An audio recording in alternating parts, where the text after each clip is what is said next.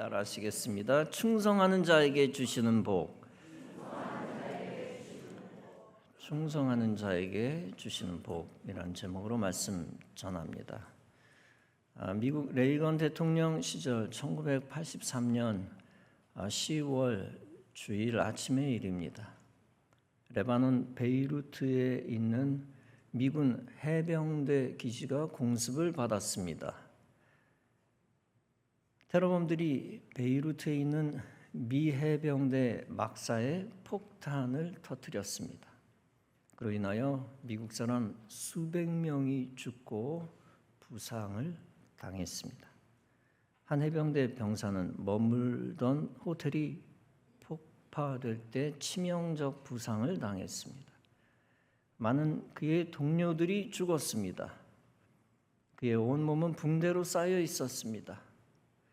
그리고 몸이 망가져 속에서 많은 고름이 나왔습니다. 그 몸에는 분비물을 뽑아내기 위한 수많은 튜브들이 부착되어 있었습니다. 따라서 그는 말을 할 수가 없었습니다.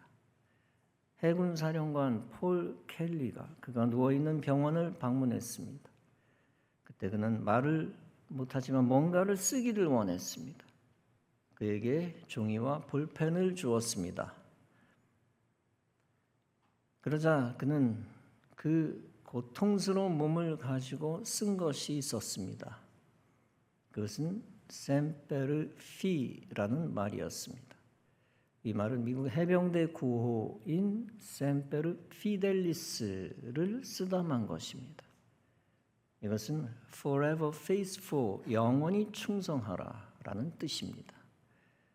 그의 이름이 상병 제프리 리 네이쉬턴이었습니다. 생명을 바쳐 충성하는 군인은 사람들에게 감동을 줍니다. 특히 나라를 위해 충성하는 자는 국민들에게 감동을 줍니다. 우리 그리스도인들에게 군인 이상으로 절대 필요한 것이 있습니다. 그것은 다름 아니라 그리스도를 향한 충성심입니다. 왜냐하면 그리스도인은 그리스도의 군사이기 때문입니다. 본문은 충성된 사명자 아브라함이 받은 복을 말씀합니다. 주는 하나님 여호와시라. 옛적에 아브라함을 택하시고 갈대아 우르에서 인도하여 내시고 아브라함이라는 이름을 주시고 그 마음이 주 앞에서 충성됨을 보시고 더불어 언약을 세우사 가나안 족속의 땅을 그의 씨에게 주리라 하시더니 그 말씀대로 이루시니라. 아브라함은 믿음의 조상이며 복의 근원이었습니다. 또한 당대 최고의 부유함을 누린 자입니다. 그 이유는 첫째, 하나님이 그를 택하셨기 때문이었습니다. 하나님이 그를 의롭다라고 여기셨습니다. 그리고 그 의 때문에 그를 언약 백성, 약속 백성의 조상으로 삼으셨습니다. 그의 공로가 아니라 전적인 하나님의 은혜였습니다. 그가 복을 받은 둘째 이유는 아브라함의 충성스러운 믿음 때문이었습니다. 하나님은 메소포타미아 갈대아 우르에서 아브라함에게 명령하셨습니다. 너는 본토 친척 아비 집을 떠나 내가 네게 지시한 땅으로 가라. 그 명령에 그는 즉각적으로 순종하여 우상의 땅에서 탈출하였습니다. 특히 결정적으로 그가 보여준 충성스러운 믿음이 있었습니다. 그것은 그가 하나님의 명령에 의하여 아들 이삭을 바치려 했다는 것입니다. 즉 희생제물로 이삭을 드리라는 하나님의 명령입니다. 그 명령은 당대에 아무리 믿음이 좋은 사람이라도 따를 수 없는 명령이었습니다. 그러나 아브라함은 당시 지구상에서 가장 믿음이 좋은 사람이었습니다. 그 시대에서 가장 충성스러운 하나님의 종이었습니다. 따라서 그는 하나님의 명령에 순종했습니다. 아들 이삭을 희생제물로 드리려 했습니다. 그것은 하나님이 아브라함의 충성스러운 믿음을 시험한 것이었습니다. 지구상에서 가장 충성스러운 아브라함은 당연히 그 믿음을 통과했습니다. 즉 하나님이 믿음의 조상으로 택한 자답게 그는 그 믿음을 증명했습니다. 하나님은 아브라함의 아들의 생명을 거두지 아니하시고 살려주셨습니다. 그리고 그 아들을 통하여 하나님의 약속을 이어가셨습니다. 하나님은 가나안 족속의 땅을 아브라함에게 주시겠다고 약속하셨습니다. 그 약속은 당대에는 잊혀졌던 것 같습니다. 그러나 그 약속이 있은 지 430년이 지난 후 성취되었습니다. 여호수아와 갈렙과 백성들이 요단강을 건너 그 땅을 정복했습니다. 그럼으로써 하나님이 아브라함에게 약속한 것이 성취되었습니다. 여기서 우리가 알 수 있는 것이 있습니다. 그것은 하나님의 약속은 아무리 시간이 오래 지나는 것 같아도 이루어진다는 것입니다. 그리고 충성스러운 종일수록 하나님이 가까이 두시고 복을 주신다는 것입니다. 하나님이 그를 의롭게 여기시고 영화롭게 하시고 복 주신다는 것입니다. 하나님께 충성스러운 종은 어떤 사람입니까? 이해타산을 따지지 않고 하나님의 명령에 순종하는 종입니다. 나에게 이익이 될 때만 순종하는 종은 충성스러운 종이 아닙니다. 시대와 상황에 따라 하나님을 멀리하는 종은 충성스러운 종은 아닙니다. 오직 시대와 상황이 달라져도 하나님을 따르는 종이 충성스러운 종입니다. 아무리 손해를 많이 봐도 신의를 지키는 종이 충성스러운 종입니다. 하나님은 이 시대에 충성스러운 종을 찾으십니다. 충성스러운 종을 사용하시고 하나님의 뜻을 이루십니다. 그 후 그 뜻을 이루신 후 그 충성스러운 종에게 은혜를 베푸십니다. 하나님이 스스로 약속하신 복을 그에게 부어주십니다. 신실하신 하나님은 하나님을 배신하지 아니하는 신실한 사명자를 찾으십니다. 하나님 입장에서는 하나님이 복 주시려고 택하신 자에게 복을 주십니다. 인간의 입장에서는 하나님께 충성할 때 하나님으로부터 복을 받습니다. 따라서 하나님께 충성하는 자는 하나님이 택하신 자라는 증거가 됩니다. 반대로 하나님을 배신하는 자는 하나님이 택하시지 않았다는 증거입니다. 우리는 당장 하나님으로부터 택함 받았는지 그렇지 않은지 모릅니다. 그러나 충성의 열매를 만드는 자는 택함 받은 자임이 증명된 자입니다. 반대로 충성의 열매를 만들지 않는 자는 택함 받지 않은 자임이 증명된 자입니다.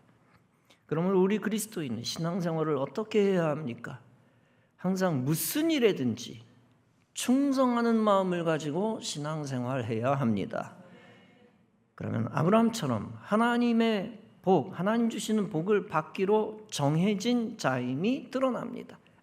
그리고 실제 아브라함처럼 하나님이 약속하신 복을 받습니다. 즉 하나님의 복을 받는 필수 조건은 충성스러운 믿음입니다. 복이 임하는 필연성은 단지 복을 받을 가능성이 아닙니다. 무슨 일이 있어도 복이 임하는 필연성입니다. 저와 여러분은 불충한 종이 되어 복을 멀리하는 자 돼서는 안 됩니다. 복 없는 자 돼서는 안 됩니다. 반드시 충성하는 종이 되어 필연적으로 복을 받는 자가 되어야 될 줄로 믿습니다.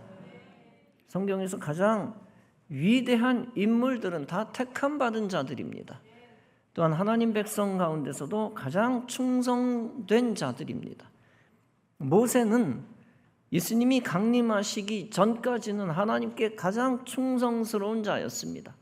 따라서 히브리서 3장은 말씀합니다. 예수는 자기를 세우신 이에게 신실하시기를 모세가 하나님의 온 집에서 한 것과 같이 하셨느니라. 사람도 충성스러운 사람을 기억합니다. 마귀와 같은 권세자는 충성했던 종을 이용해 먹고 모른 척하고 토사구팽합니다. 그러나 하나님의 대리자 같은 사람은 충성하는 사람을 반드시 기억합니다. 다윗은 시편 101편에서 말씀합니다. 내 눈이 이 땅에 충성된 자를 살펴 나와 함께 살게 하리니 완전한 길에 행하는 자가 나를 따르리로다. 거짓을 행하는 자는 내 집 안에 거주하지 못하며 거짓말하는 자는 내 목전에 서지 못하리로다. 여러분은 최근에 충성한 아랫사람을 가차없이 버린 권세자를 목격했습니다. 그런 권세자는 하나님의 영적 원리에 따라 반드시 행한 대로 받습니다. 사람도 양심 있는 사람은 충성하는 사람을 세워줍니다. 미국 대통령 트럼프는 암살당할 위기에서 살아난 적이 있었습니다. 그는 총격 테러 현장에서 자신을 적극적으로 보호했던 SS 요원 션 커런을 새 SS 국장으로 승진시켰습니다. 윗사람뿐 아니라 아랫사람도 양심을 가져야 합니다. 거짓으로 믿음 없이 충성하는 척하는 자는 배신할 자이므로 저주를 받습니다. 따라서 골로새서 3장은 말씀합니다. 종들아 모든 일에 육신의 상전들에게 순종하되 사람을 기쁘게 하는 자와 같이 눈가림만 하지 말고 오직 주를 두려워하여 성실한 마음으로 하라. 무슨 일을 하든지 마음을 다하여 주께 하듯 하고 사람에게 하듯 하지 말라. 디모데후서 2장은 말씀합니다. 또 네가 많은 증인들 앞에서 내게 들은 바를 충성된 사람들에게 부탁하라. 그들이 또 다른 사람을 가르칠 수 있으리라. 이 말씀이 의미하는 것 중 하나가 있습니다. 그것은 윗사람이나 아랫사람이나 다 신실해야 되고 충성스러워야 한다는 것입니다. 또한 지혜로운 지도자는 충성스러운 부하를 선택하여 사용해야 한다는 것입니다. 무엇보다도 작은 일에서부터 충성하는 부하입니다.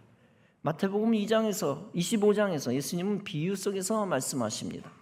그 주인이 이르되 잘하였도다 착하고 충성된 종아 네가 작은 일에 충성하였음에 내가 많은 것으로 네게 맡기리니 네 주인의 즐거움에 참여할지어다.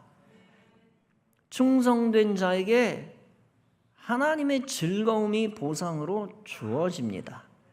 그리고 주님과 함께 동거하는 영광이 주어집니다. 요한계시록 3장은 예수님을 아멘이시오 충성되고 참된 증인이라고 표현했습니다. 그런 예수님을 하나님이 높이사 모든 이름 위에 뛰어난 이름을 주셨습니다. 하나님께 충성하는 사람은 하나님이 복을 더해 주시는 은혜를 받습니다. 2달란트가 4달란트 되는 복입니다. 5달란트가 10달란트 되는 복입니다. 여러분도 충성스러운 종되어 복 위에 복을 받으시기 바랍니다. 요셉은 작은 일에 충성하더니 결국 애굽의 총리가 되었습니다. 달란트 위에 달란트, 사명 위에 더 큰 사명을 받는 복을 받았습니다. 스코틀랜드의 성서신학자 윌리엄 바클레이는 말했습니다. 종이란 주인에게 3가지를 지켜야 한다. 그것은 바로 절대 복종, 절대 겸손, 절대 충성이다. 충성스러운 자와 그렇지 않은 자의 진가 차이가 많이 납니다. 그 차이는 평상시에는 잘 모를 수도 있습니다. 그러나 어려운 상황 속에서는 증명됩니다. 태평시에는 모든 신하가 모두 충신같이 나타납니다. 그러나 난국에는 충신과 간신이 구별됩니다. 하나님도 충성스러운 자를 불충한 자로부터 구별하십니다. 그것을 위해 하나님이 하시는 일이 있습니다. 다름 아니라 성도와 교인에게 어려움을 던져주시는 것입니다. 그때 반드시 불충한 교인과 충성스러운 교인이 구분됩니다. 여러분들은 어려울 때일수록 충성하는 충성스러운 성도가 되시기 바랍니다. 그리스도께 충성하는 가장 좋은 방법이 무엇입니까? 다름 아니라 그리스도의 몸된 교회를 섬기며 충성하는 것입니다. 이 세상에서 가장 불행한 자는 하나님 없는 독재자를 위해 충성하는 자입니다. 그리고 이단 교회와 마귀 종교를 위해 충성하는 자입니다. 그는 결국 저주받아 지도자로부터 배신당하고 멸망합니다. 반대로 이 세상에서 가장 행복한 자는 누구입니까? 바로 사명 있는 교회를 위해 충성하는 자입니다. 그런 자를 그리스도께서 외면하지 아니하시고 영원히 기억하십니다. 그리고 그런 자에게 이 생과 내 생의 영광을 주십니다. 요한계시록 2장에서 계시 속에서 예수님은 말씀하십니다. 네가 죽도록 충성하라. 그리하면 내가 생명의 관을 네게 주리라. 교회를 위해 충성하는 것도 하나님의 은혜입니다. 하나님이 복 있는 사람을 복 있는 교회에 보내셔서 충성하게 하십니다. 따라서 디모데전서 1장은 말씀합니다. 나를 능하게 하신 그리스도 예수 우리 주께 내가 감사함은 나를 충성되이 여겨 내게 직분을 맡기심이라. 따라서 교회에서 사명을 얻은 자는 은혜를 은혜인 줄 알아야 합니다. 사명을 짐으로 여기지 말고 축복의 기회로 여겨야 합니다. 잠언 28장은 말씀합니다. 충성된 자는 복이 많아도 속히 부하고자 하는 자는 형벌을 면치 못하리라. 속히 부하고자 하는 자란 불충한 자라는 뜻입니다. 성경은 계명에 충실한 성도가 복을 받은 복들을 설명합니다. 출애굽기 20장은 말씀합니다. 나를 사랑하고 내 계명을 지키는 자에게는 천대까지 은혜를 베푸느니라. 시편 112편은 말씀합니다. 할렐루야 여호와를 경외하며 그 계명을 크게 즐거워하는 자는 복이 있도다. 그 후손이 땅에서 강성하며 정직자의 후대가 복이 있으리로다. 부요와 재물이 그 집에 있으며 그의 의가 영원히 있으리로다. 신명기 12장은 말씀합니다.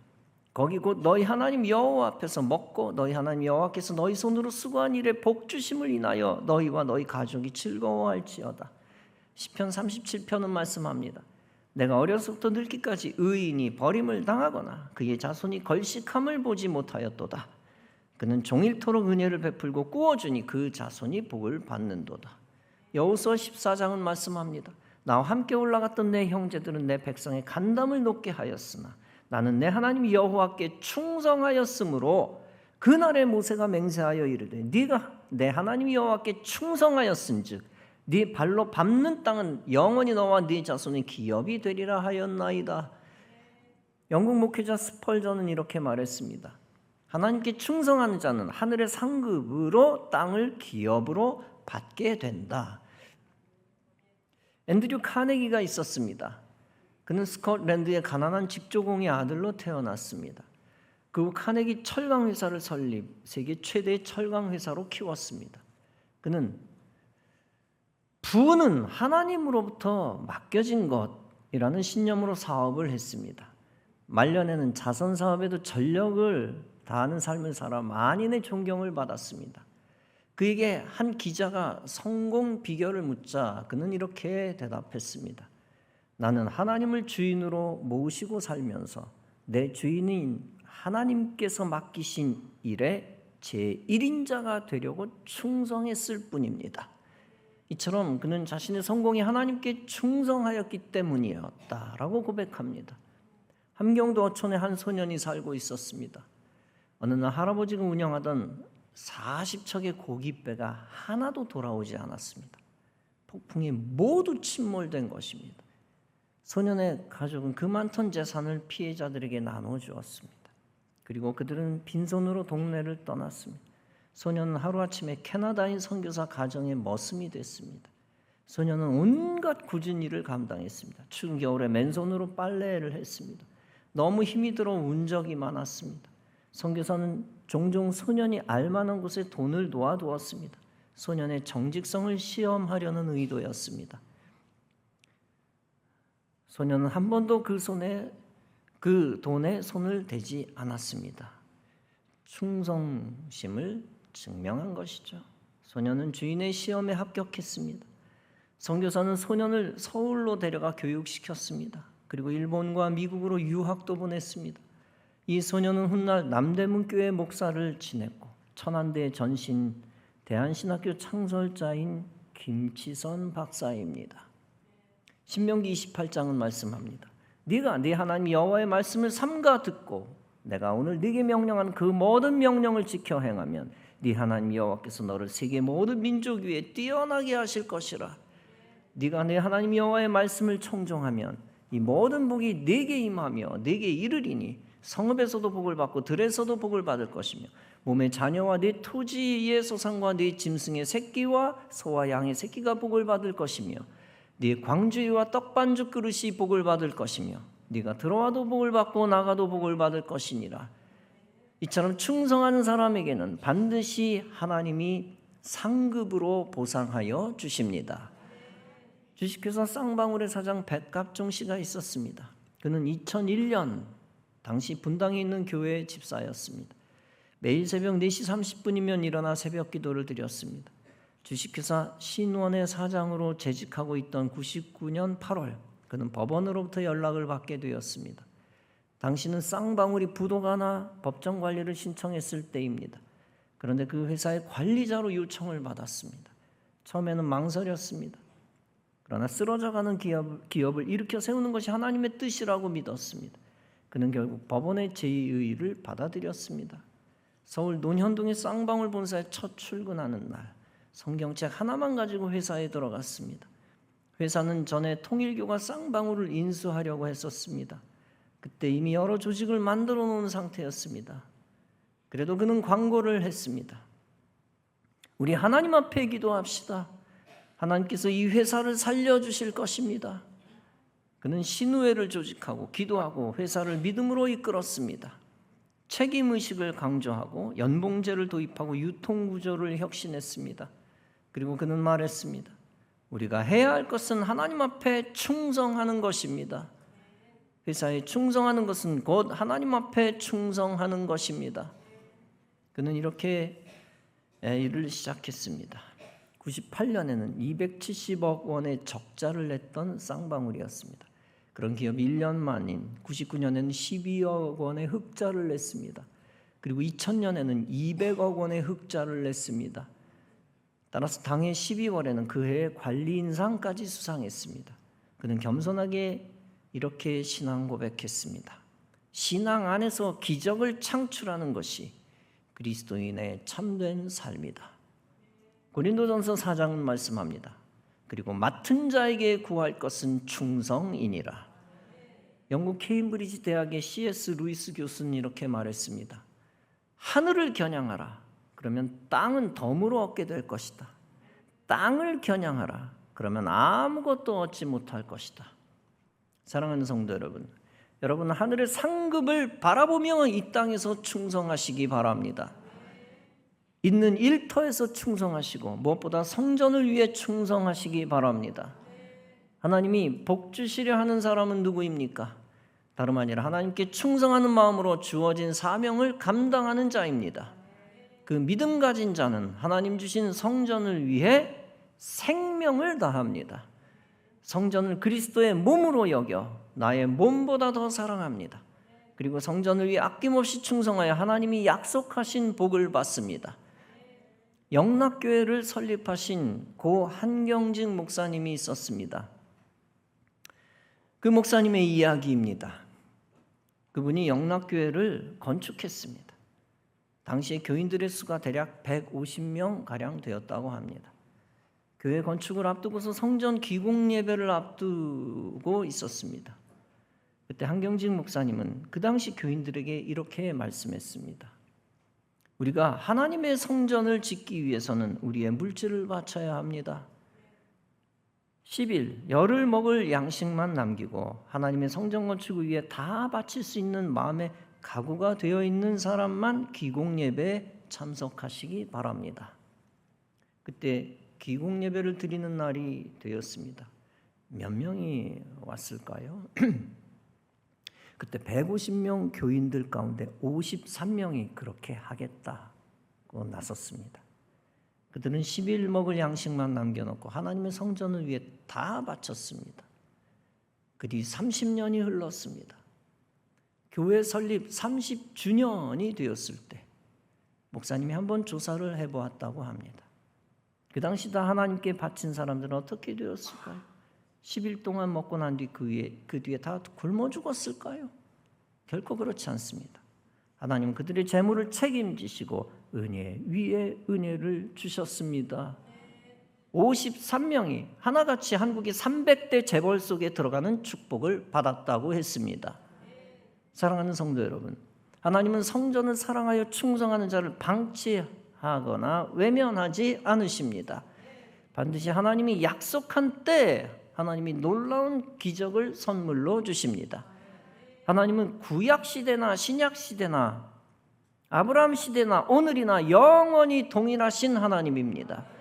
하나님은 충성하는 하나님의 사람을 택하여 예정하시고 충성하게 하시고 충성에 합당한 복을 주십니다. 여러분 모두 우리 교회를 위하여 택함 받은 충성된 교인이 다 되시기 바랍니다. 그런 성도가 되어 이 시대에 성전을 통해 하나님께 영광을 크게 올려드리는 성도 여러분 다 되어주시기를 주님의 이름으로 축원합니다. 기도하시겠습니다.